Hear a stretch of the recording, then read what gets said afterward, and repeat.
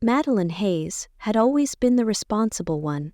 As a 34-year-old architect living in Chicago, she had spent years carefully saving for her dream home, working long hours at her firm and making smart financial decisions.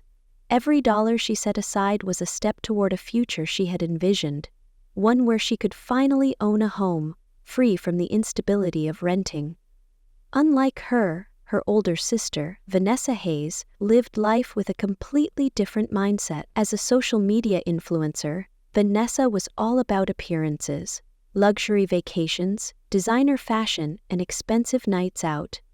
She flaunted a glamorous lifestyle online, but behind the scenes, she was constantly struggling with money. 1 year ago, Vanessa had shown up at Madeline's doorstep, tearful and desperate. She was drowning in debt, she claimed, on the verge of losing everything.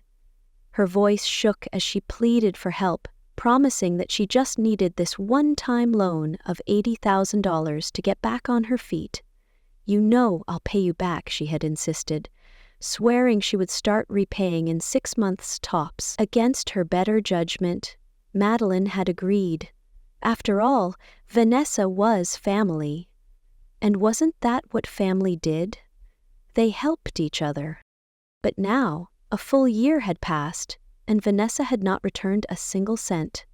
Instead of showing any concern about her debt, she continued to live extravagantly. When Madeline politely inquired about repayment, Vanessa always had a new excuse: unexpected expenses, work instability, or needing more time. Madeline tried to be patient, assuming that Vanessa was genuinely struggling, but everything changed the day she arrived at their parents' house for dinner and saw Vanessa pull up in a brand new Tesla. The car gleamed under the afternoon sun, a symbol of reckless spending and betrayal. As Vanessa stepped out, casually tossing her designer purse over her shoulder, she grinned. "You wouldn't believe the lease deal I got on this beauty," she said proudly. Madeline felt her stomach drop. A Tesla? When she still owed $80,000? The realization hit hard. Vanessa had never intended to pay her back. That money, which had once been meant for Madeline's dream home, was now funding Vanessa's luxury lifestyle. And as her sister continued to chat about her upcoming European vacation, Madeline felt something inside her snap. It was time to take action. Madeline sat at the dinner table, her appetite gone as she watched her parents fawn over Vanessa's new Tesla. "It's so sleek," her mother gushed, running her hand along the car's pristine exterior. "You really know how to find the best deals." Vanessa beamed, effortlessly soaking in the praise. "It's all about investing in yourself," she said, flipping her freshly styled hair over her shoulder. "When you work in social media, image is everything." Madeline clenched her jaw, struggling to process what she was hearing. Investing in yourself? Was that what Vanessa was calling it now? Because to Madeline, it looked an awful lot like throwing money away. Money that wasn't even hers. As they sat down for dinner, Madeline tried to keep her composure. Maybe Vanessa had finally turned things around. Maybe, just maybe, she had found a way to afford the car and still had plans to repay her debt. But the hope was short-lived. "I'm so excited about my Europe trip next month," Vanessa said casually, scrolling through her phone. "Paris, Milan, and then I'll probably hit Santorini for a bit." She sighed dramatically. Travel planning is so stressful." Madeline's fork clattered onto her plate. A luxury vacation? She had assumed Vanessa was struggling. That was the whole reason she had lent her the $80,000 in the first place. Yet here she was, talking about jetting off to Europe as if she had no financial worries in the world. "Wait a minute," Madeline interrupted, her voice tight. "You told me you were still getting back on your feet. That's why you couldn't start repaying me." Vanessa rolled her eyes, as if the question itself was ridiculous. "Relax, Maddie," she said dismissively. "It's not like I bought the car outright. It's just a lease. And the trip? I found an amazing deal." She waved a hand in the air. "Besides, you're doing fine. You're always so good with money. You don't really need it right now, do you?" Madeline's heart pounded. You don't really need it. She had spent years carefully saving that money, working overtime, skipping nights out, budgeting every expense, all so she could finally afford a down payment on a house. Meanwhile, Vanessa had burned through the money in a year and was now acting like it had never mattered in the first place. Actually, I do need it, Madeline said, keeping her voice steady. That money was supposed to be for my home. Vanessa shrugged, unfazed. Maybe this is a sign you should keep renting, she said. Owning a house is such a responsibility. Then, without a hint of shame, she checked her phone and stood up. Anyway, I can't stay long. I've got a spa appointment. Madeline watched her sister walk away, her perfectly manicured nails tapping against her phone screen. A spa appointment, a European vacation, a Tesla. All while the $80,000 she owed was sitting unpaid. Her stomach twisted. The betrayal wasn't just about the money anymore. It was about respect. Vanessa had looked her in the eye, made promises, and then broken every single one without remorse. And the worst part? She didn't even care. As Vanessa drove off in her luxury car, Madeline sat frozen in her chair. Their mother sighed sympathetically. She's been under so much stress lately, she murmured. You know how hard things have been since her last breakup? That was the final straw. Madeline realized, with painful clarity, that her sister wasn't just irresponsible, she was entitled, and their family had enabled it for years. No more. This wasn't just a bad loan. This was the moment Madeline decided to fight back. That night, Madeline sat in her tiny rental apartment, staring at her laptop screen, the harsh glow illuminating her exhausted face. She opened her bank statements, scrolling through the numbers that told a story of sacrifice, long hours, skipped vacations, careful budgeting, all wiped away with a single impulsive decision to trust her sister. A year ago, she had $80,000 saved, enough for a down payment on a modest home in Chicago. Now, that money was gone, funding Vanessa's Tesla, spa treatments, and a lavish European getaway. How had she let this happen? She clicked through her email and found the desperate message Vanessa had sent a year ago. Maddie, please, I have no one else to turn to. I promise I'll pay you back in 6 months, tops. You're my only hope. Below that, a long thread of excuses unfolded.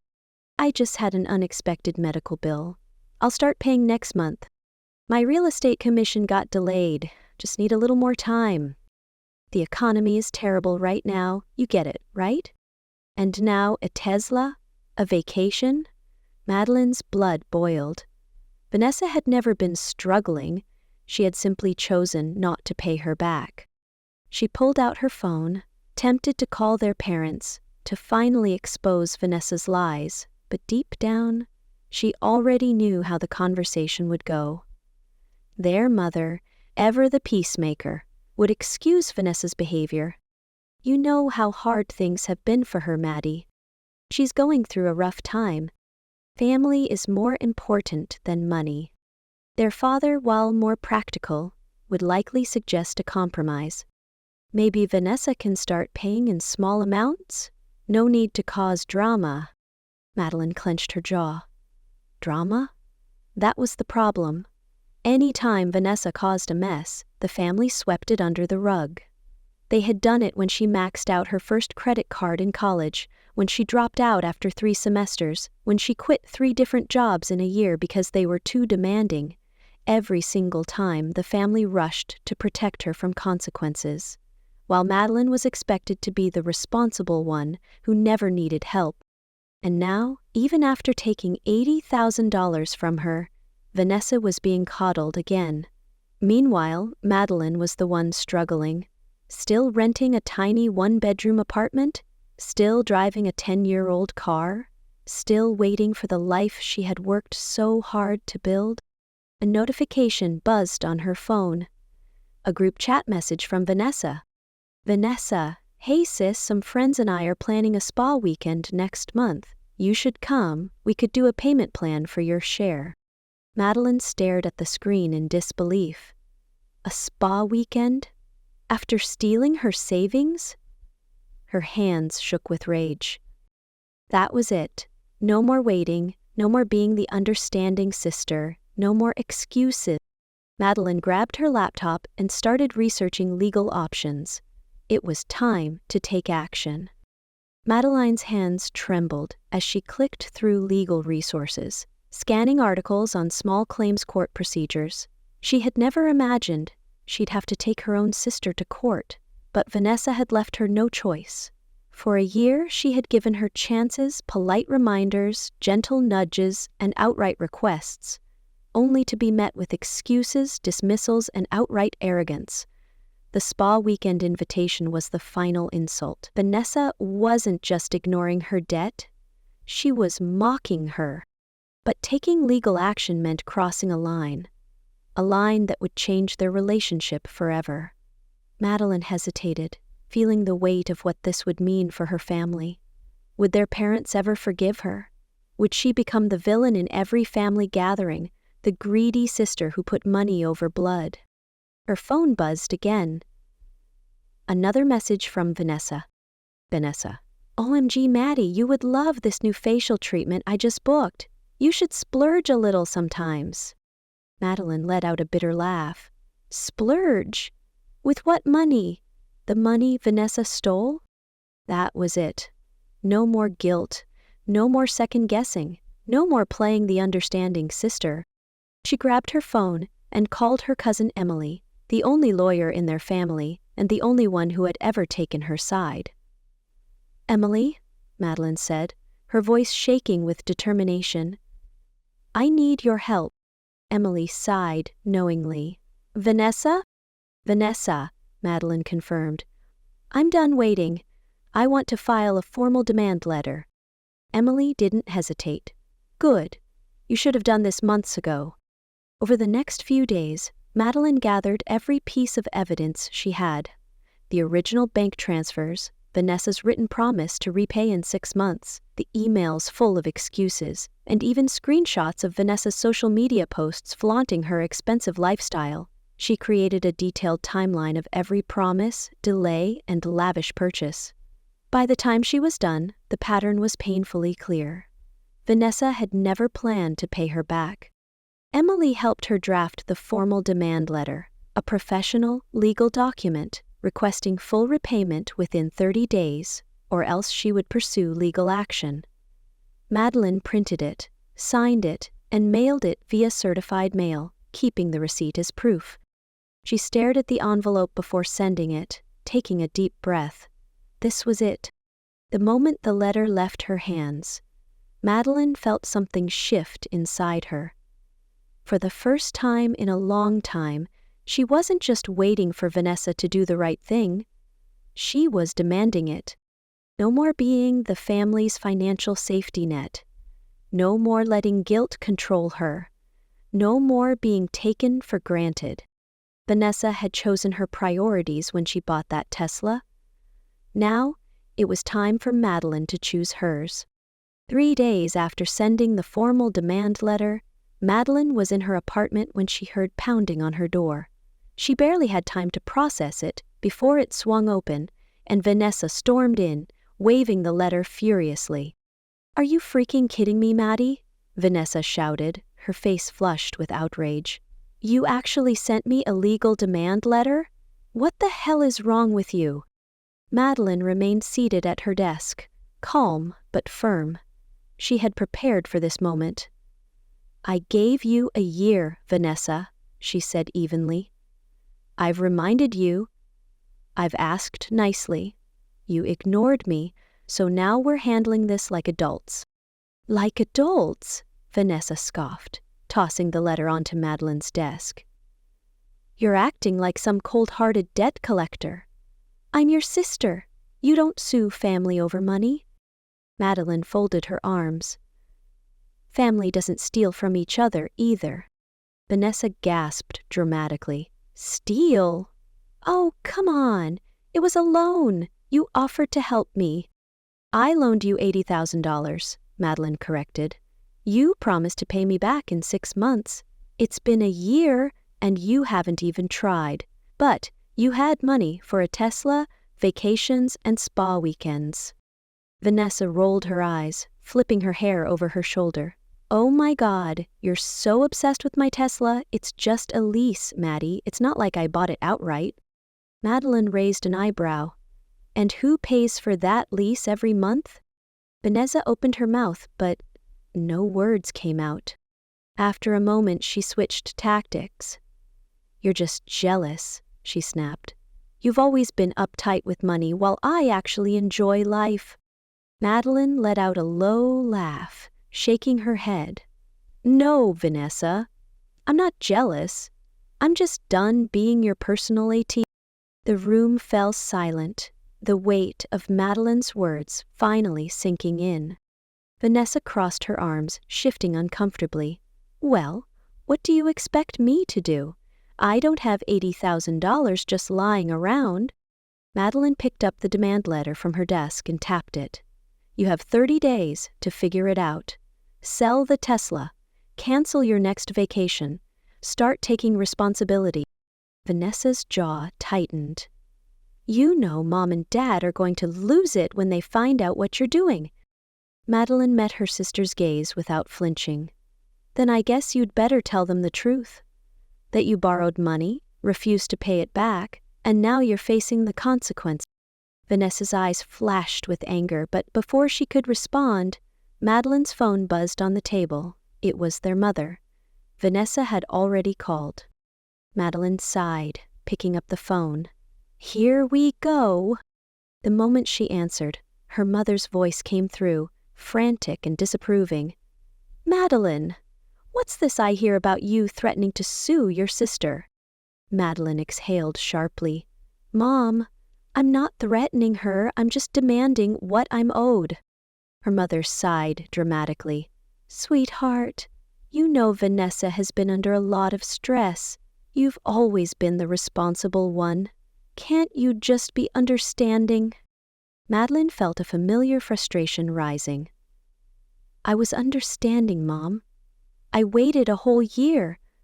But I refuse to let her walk all over me while she throws money around like it grows on trees. She's your sister, her mother pleaded. Family is more important than money. Madeline gritted her teeth. Then maybe Vanessa should have valued family enough to keep her word. Vanessa smirked, listening to the conversation. You see, you're the bad guy now. Madeline stood her ground. No, Vanessa. I'm just the first person in this family who's finally holding you accountable. She ended the call, her hands steady. No more excuses, no more guilt trips, no more waiting. The battle lines had been drawn. Madeline barely had time to breathe before the full force of the family backlash came crashing down. Within hours of Vanessa's dramatic exit from her apartment, the family group chat exploded. Her mother had already spread the news, and as expected, the response was overwhelmingly against her. Mom, Madeline, honey, I just don't understand why you're doing this. She's your sister. Can't we talk about this as a family? Dad, we'll figure something out. No need for lawyers. Aunt Sheila, suing family over money?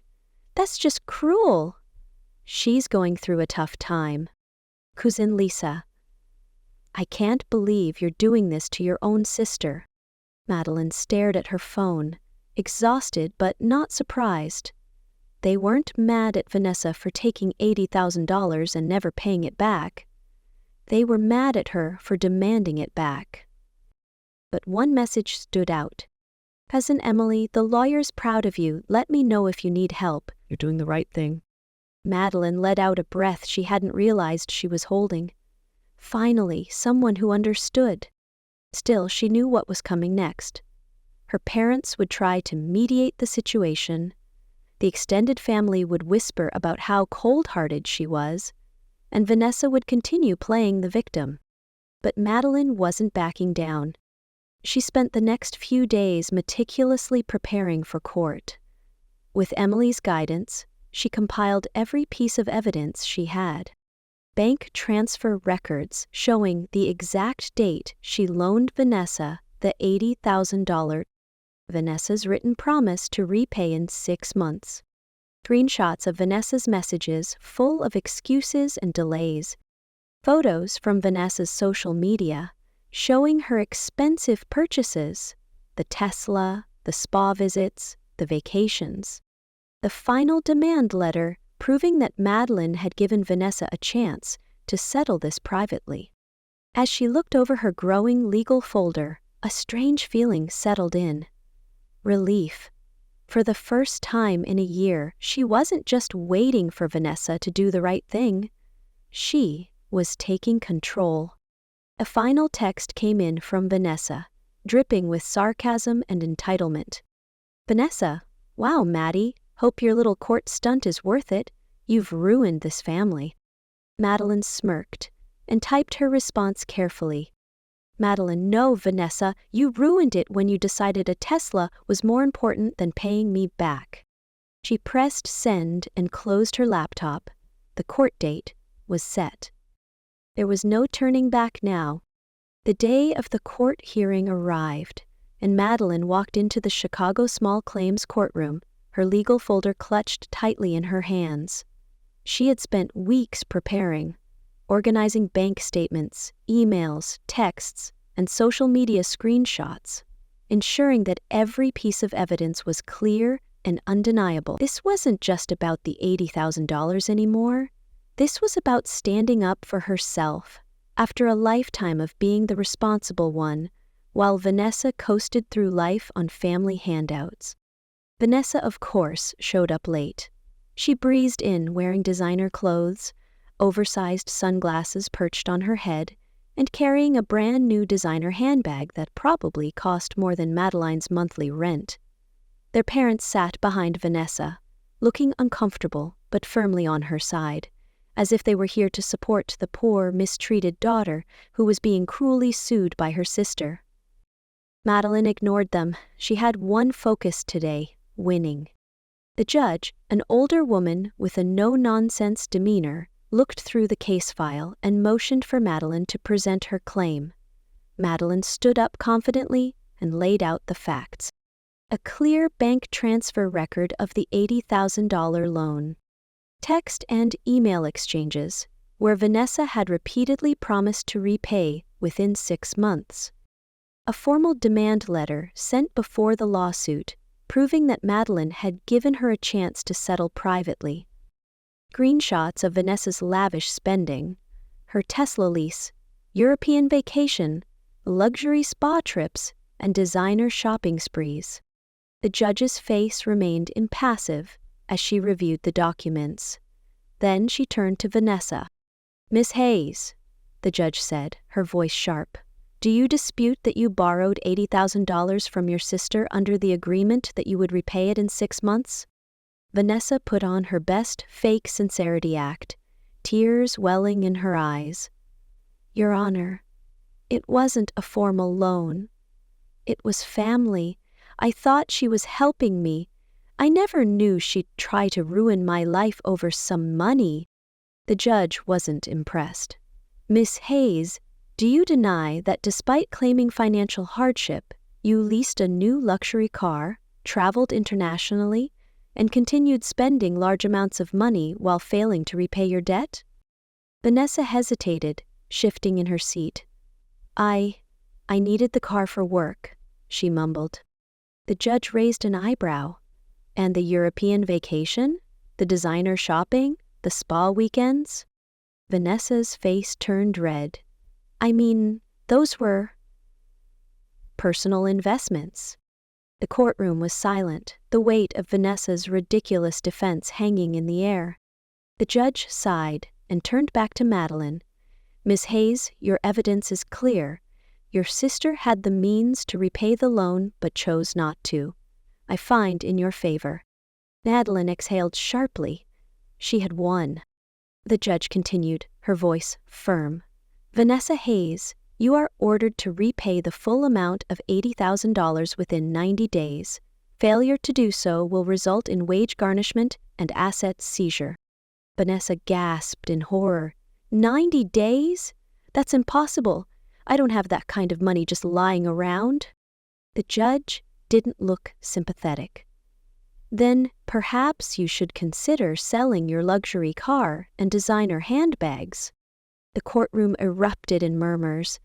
Their parents sat frozen, clearly shocked that Vanessa was finally facing consequences. As they left the courtroom, Vanessa lunged at Madeline, her voice shaking with anger. Happy now? You ruined everything. Madeline met her gaze, unshaken. No, Vanessa. You ruined it the moment you decided your lifestyle was more important than keeping your word. With that, she turned and walked away, lighter than she had felt in years. The ruling in Madeline's favor sent shockwaves through the family. Vanessa had always been the golden child, the one everyone made excuses for, the one who could talk her way out of any mess, but this time there was no escaping the consequences. She had 90 days to repay $80,000, and the reality hit her hard. At first, Vanessa lashed out, calling Madeline every name in the book. She took to social media, posting vague, passive-aggressive rants about betrayal and how money ruins families. But the comments weren't as sympathetic as she had hoped. People started asking questions. Wait, weren't you just in Europe? Didn't you just get a Tesla? If you owed your sister money, why were you spending so much? Embarrassed, Vanessa quickly disabled comments. Behind the scenes, her luxury lifestyle started crumbling. She had no choice but to break her Tesla lease, which meant a hefty penalty fee. She canceled her upcoming vacation, whining to anyone who would listen about how unfair this all was.